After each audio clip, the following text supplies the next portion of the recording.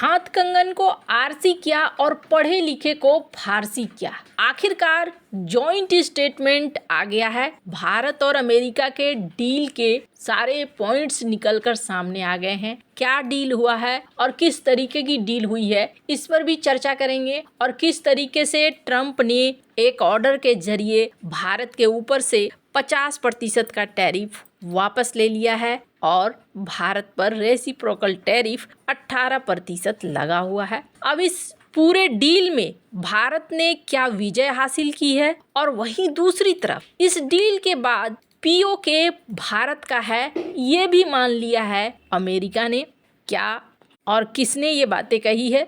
Geopolitics में इस वक्त बहुत सारी चीज़ें एक साथ चल रही हैं। सबसे पहली बात तो ये, भारत में ना दो धड़े हैं। एक धड़ा ये कह रहा है कि भारत ने एग्रीकल्चर सेक्टर को खोल दिया है और ये ट्रेड डील बहुत बुरी डील है, ऐसा होना नहीं चाहिए। और एक दूसरा धड़ा है जो ये कह रहा है कि नहीं, ये ट्रेड डील बहुत अच्छी है और भारत के लिए फायदेमंद है। तो एक जॉइंट स्टेटमेंट पर दुनिया भर की नज़र थी कि क्या सच है वो निकलकर बाहर आना चाहिए। भारत की तरफ से भी साफ किया गया और अमेरिका की तरफ से भी साफ किया गया। हालांकि अमेरिका की तरफ से जो साफ किया गया है वो बहुत साफ सुथरा नहीं है, लेकिन भारत की तरफ से जो बयान रखा गया, जो चीजें रखी गई, वो एकदम क्लियर कट है। सबसे पहली बात तो ये देखने को मिला, व्हाइट हाउस की तरफ से जो ये जॉइंट स्टेटमेंट जारी किया गया है, इसे देखें तो इन्होंने कुछ बातों को गोल मटोल रखा है। जाहिर सी बात है वो अपनी देश की जनता के सामने पॉलिटिकल तौर पर कुछ चीज़ों को गोल मटोल रखेंगे, लेकिन भारत ने अपनी तरफ से कुछ भी गोल मटोल नहीं रखा है। इन्होंने कहा है कि भारत या तो हटा देगा या कम करेगा टैरिफ जितने भी अमेरिका के इंडस्ट्रियल सामान हैं, और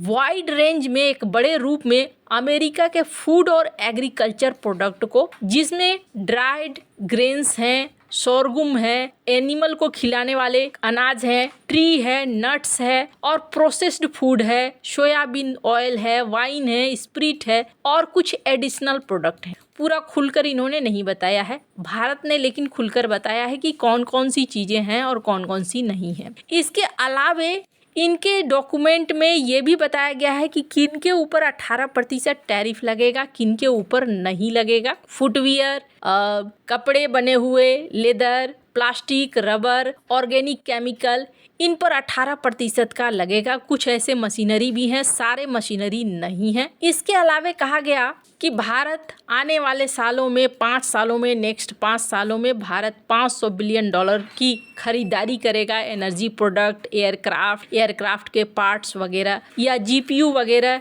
ये सारी चीज़ें भारत खरीदेगा और डेटा सेंटर बनाने में, जॉइंट टेक्नोलॉजी कोऑपरेशन में मदद करेगा। साथ ही ये भी कहा गया कि अगर भारत रूस से तेल फिर से खरीदता है तो फिर भारत पर 25% टैरिफ लग सकते हैं। रूस से तेल खरीदना भारत को मना किया गया है, डायरेक्ट तौर पर भी और इनडायरेक्ट तौर पर भी। अब ये रहा अमेरिका का पक्ष। अब भारत की तरफ से क्या कहा गया है। पीएम मोदी से पहले पीयूष गोयल ने इसे पोस्ट किया। पीयूष गोयल ने ट्वीट में लिखा, भारत के साथ जो एग्रीमेंट हुआ है उसकी डिटेल दी। अब इस डिटेल को देखिए, तस्वीरों के माध्यम से भारत ने बहुत अच्छे से समझा दिया है और क्लियर कट समझाया है। अमेरिका के स्टेटमेंट में भले कुछ चीजें नहीं रखी गई सामने, लेकिन मोटा मोटी भारत का समर्थन किया गया है। कैसे, वो देखेंगे आप। भारत ने यहाँ बताया कि अगर किसानों के अनाज की बात करें, गेहूं, कोपरा, श्यामक, कोदो, बाजरा, कांगनी, ओट्स, ये वो अनाज हैं जिन अनाजों को भारत ने रोका है। मैदा, आटा, चाहे वो गेहूं, मक्का, चावल, बाजरा का हो, छिलका रहित अनाज, ज्वार, जौ, चावल, मक्का, अमरंत, रागी, अनाज में ये मोटे मोटे हैं जिनको रोका गया है।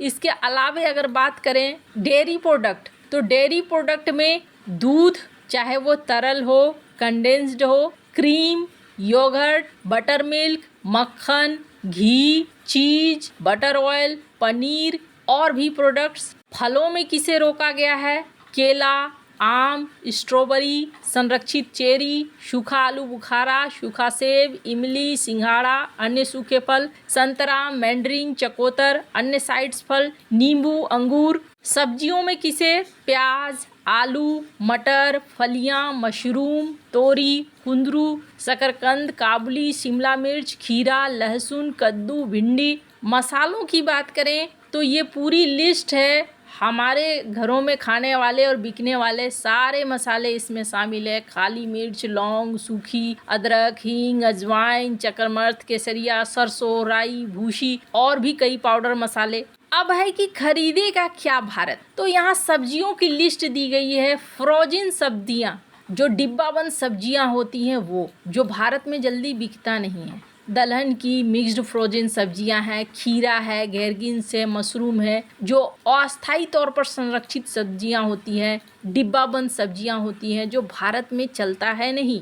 जानवरों को खिलाने वाले अनाज है। तो यहाँ भारत ने अपने तरफ से एक पूरा डिटेल दे दिया कि भाई क्या क्या फ्री है, इसलिए निश्चिंत रहो। अब अगर इस पूरे डेटा को देखेंगे तो एग्रीकल्चर सेक्टर में किसी भी तरह की समस्या अमेरिका के द्वारा क्रिएट नहीं हो सकती है। रही बात तेल खरीद की, तो अब ये मुद्दा एक जरूर बन सकता है कि यहाँ पर भारत ने इस चीज को नहीं कहा है, लेकिन अमेरिका की तरफ से कहा जा रहा है। तो कुछ मामलों में नाकूची उनकी भी रहने देनी चाहिए, ताकि वो अपने देशवासियों को भी दिखा सकें कि हाँ जी, हम बहुत ज़्यादा नहीं गिरे हैं। अगर आप बहुत ज़्यादा अकड़ जाओगे कि नहीं, कागज़ में ये चीज़ें नहीं लिखी होनी चाहिए, तो दिक्कत है। हालांकि इसी बीच एक और चीज़ देखने को मिला, और वो दिखने को मिला कि अमेरिका के प्रतिनिधि के द्वारा भारत को पीओके में सपोर्ट मिला। वो कैसे? इन्होंने एक मैप जारी किया है, जिस मैप में इन्होंने दिखाया कि अमेरिका के कौन कौन से प्रोडक्ट यहाँ पर आ सकते हैं। तो यहाँ पर देखने को मिला है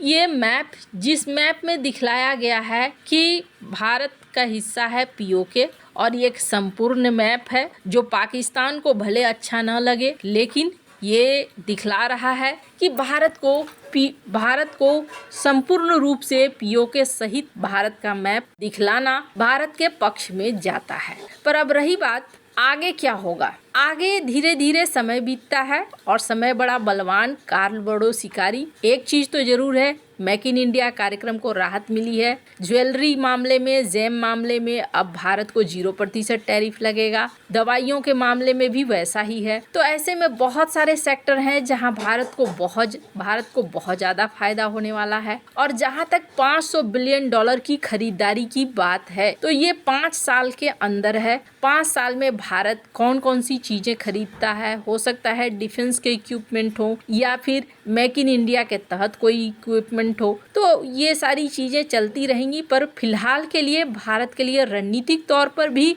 और व्यापारिक तौर पर भी ये कदम सही लग रहा है। वैसे सबसे बड़ी बात, जब भी कोई कन्फ्यूजन हो तो अपने देश की बात सुनिए और आपकी सरकार क्या कहती है वो सुनिए। ये इसलिए है क्योंकि आपकी सरकार को आपके साथ ही रहना है। कल को अगर दूसरी चीजें मार्केट में उतरनी शुरू हो जाती है तो भारतीयों को पहले ही पता चल जाएगा। इसलिए बाहरी को यकीन करने से बेहतर है कि पहले अपने देश के सरकार को यकीन किया जाए। आपको क्या लगता है इन सब मामले में, आपकी क्या राय है, कमेंट कर जरूर बताएं। जल्द मिलते हैं अगले वीडियो में नई खबर के साथ।